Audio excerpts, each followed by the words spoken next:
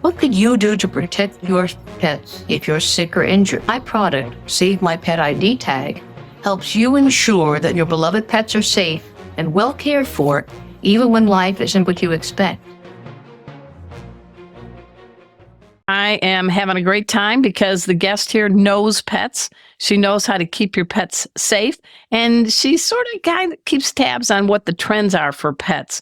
She is, of course, Amber Van Denzen. She is the the founder of Attaboy Animal Care. And you are in Lakeland, Mulberry, and Bartow, Florida. You serve those people, right? That is correct. Central, right between Tampa and Orlando. And so let's go. We've come a long way, Doggy and Kitty. So tell us some things. What are some of the trends when it comes to health, safety, maybe a little bit of tech innovation that you see that people should be paying attention to? Which one do you want it? What category you want to start with? Let's go with that health access point. Okay. So I feel like there's a huge interest of having more convenient and accessible access to health-based topics for their pets. So the top 3 health-based access points that I see a lot of pet owners and pet professionals starting new jobs in their areas are for pet waste management, are for Come on, you can just say poop. Poop. Yeah, poop pickup services. Okay. The top dog of poop pickup. Pet waste, or pet grooming, especially nail maintenance in a mobile setting. So a lot of mobile trends. They want access to at their home to reduce the stress of their pet, to reduce the access of having to put a dog in their own vehicle or animal or cat, and then get them to another professional and come back by a certain time. Reduce pickup and drop off. And then the third one we're seeing is different alternatives to exercise options besides just the typical and the great option of walking your dog or hiring a dog's walker, which is a great option for many dogs, but not always the most exercise that pet may need. So let's dive into all 3. We're diving into poop.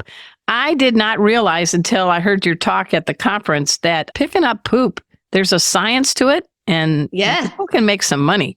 Yeah, they can. So of course, all of us are, we either as pet owners, if we're walking our dogs in our backyard, let's say that's fenced in, we may let nature take its course and let rain, release that soil, that fecal matter back into the soil, or you may do a more routine pickup process, in your backyard. Yeah, because I don't want Kona's drop-offs on the bottom of my sneaker. Not necessarily. Been there, done that, haven't we all? So what we're seeing is twofold. One, if you look and speak to soil specialists in your state, a large amount of pet waste is getting put back into the soil and actually can cause issues long-term with bacteria overgrowths in your water sources and in your soils. We're also having concerns with parasite prevention and diseases like that are leptospirosis. transferred. Yeah. So parasite prevention, we're specifically looking at whipworms, hookworms, and roundworms. Leptospirosa is transferred in the urine aspect of a lot of wild animals and domestic that have the leptospirosa. So a crazy squirrel walks across your lawn and pees. Raccoons, stagnant water. Yep, stagnant water, that's staying. You don't have a vaccine for it, your pet, they could get lepto. Exactly. And then same with parasites and other diseases such as parvovirus, which are commonly protected when you have your pet vaccinated against DHPP, distemper hepatitis parvo parainfluenza. That's a full word, ain't it? Slow down, everybody. Slow down. I can tell you were a vet tech. Okay. So sorry. Right? DHPP is a common and routine vaccine for your dog specifically. That is a combination vaccine that does multiple aspects. It covers distemper, hepatitis, parvovirus, and parainfluenza.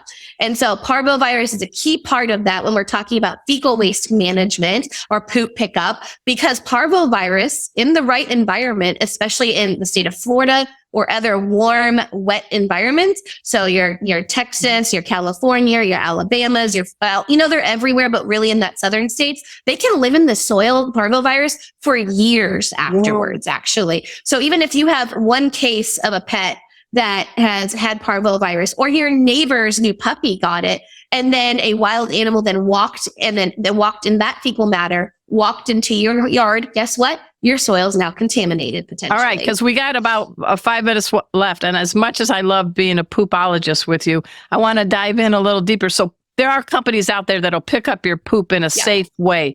But you know what? I like the second aspect, and that is mani-pedi time for our pets, especially dogs that have dark nails. And it's a pain to have to go to the vet, schedule an appointment, have the dog be on the table, get nervous. So the pet trend you're seeing is there are nailologists that are coming to our door. Yes, absolutely. There's even one in our local town called Lucky Puppies Nail Specialists. And they started as a mobile service that would go to your home, have a specialized grooming table with a harness that slightly lifts your pet off of the table, which has been around for years, but they specialized it and they make it a positive experience. They'll give treats, they'll give, spray cheese or pet safe peanut butter with no xylitol in it. And then allow that pet to be distracted while they do a customized, like Dremel-based nail clipping reduction or nail reduction service. So to shorten that nail ultimately. You're seeing that. And then you're also seeing a lot of those companies now do brick and mortar facilities, aka storefronts, that do the same thing. So even if you didn't want the mobile option, you can go to a facility that has a low stress environment. The owner's present the entire time. They don't have to let the dog go in the back alone with the groomer or a technician, and then have that positive experience that they slowly shorten the nail, not clipping that quick or that piece of, skin that's in the nail that can bleed and has nerve endings and can be extremely painful if cut. Well, I think we need to have one, like they need to be next door to a human manicure place. So you're getting your mani-pedi while your mutt's getting a mani-pedi, right? Yeah, exactly. And the positive thing is, you're having that pet owner see that experience, have reduction of stress in themselves, not feel guilty cutting those pet's nails or prolonging it, which then makes that quick grow out longer and causes bigger issues. And then ultimately it benefits the pet because when your pets are walking on their nails, it drastically changes their posture of their foot. So it's like you walking on your toes constantly or your fingers versus your palms and the soles of your feet. It can start early onset arthritis even in your pets if you don't maintain those nails properly. Well, for someone who has a brand new knee, I know the importance of the gait. Hey, this is a big one because the saying is a tired dog is a happy dog. And yes, we can run and we can take our dog out on walks, but sometimes the weather isn't cooperative and you have something new to share, a mobile dog treadmill. Yeah, so I'm not the first in the industry by any means. There's been a handful of other companies that we've been able to see and support, but ultimately what we're seeing is, again, that mobile access to pet health and safety trends. And one of those is a mobile dog gym, which offers exercise in an air-controlled environment, typically in a large transit type van or shuttle bus type situation that is climate controlled. This is greatly beneficial for your dogs that are like, oh, you bought the border collie, but you live in an apartment and you didn't quite realize maybe their exercise needs, or you have the pet that has some medical issues, or are those flat face Frenchies or Boston Terrier kind of friends that do need exercise, but ultimately can't support the extent that they need in a warm or hot environment. So they need to do it in a more air-controlled environment. So these mobile shuttle buses are popping up, or mobile dog gyms that you can find online in your area. We have one for Attaboy as well, the Attaboy mobile dog gym. And we started this because we wanted to help pet owners either keep their pets in their home and avoid them returning to shelters because of high energy needs that couldn't be met, which was causing lack of mental stimulation and having destruction type issues in the household or anxiety and stress. We wanted to help pets that needed maybe weight loss or exercise maintenance, and they just couldn't maintain in an outdoor environment.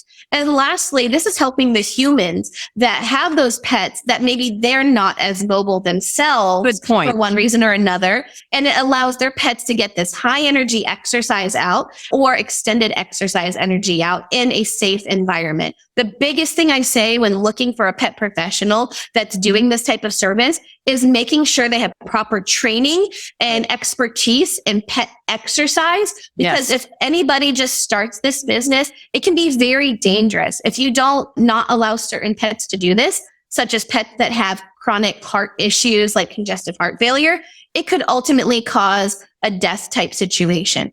If you exercise a puppy before even 6 months old, their muscles and tendons and bone growth aren't in a safe environment. It's like asking your toddler to run a marathon. That's not okay. And so because of that, definitely do your due diligence, because like most of the pet care industry, we're not as regulated as maybe we should be for pet safety. Wow. I can't believe we're almost out of time, but I want you back. But I am so proud and honored to have you as a guest. We're talking to the founder of Attaboy Animal Care. She is Amber Van Denzen. How do people find out about your company? Oh, our website is Attaboy, ATTABOY, animalcare.com. And then I also have a YouTube channel, Pet Sitter CEO, which talks about pet to pet owners and pet professionals alike. All right. Hey, everybody. We want to thank Amber again for giving us some good perspective of what's happening. I can feel your passion, Amber. You want pets to succeed. And I do. so I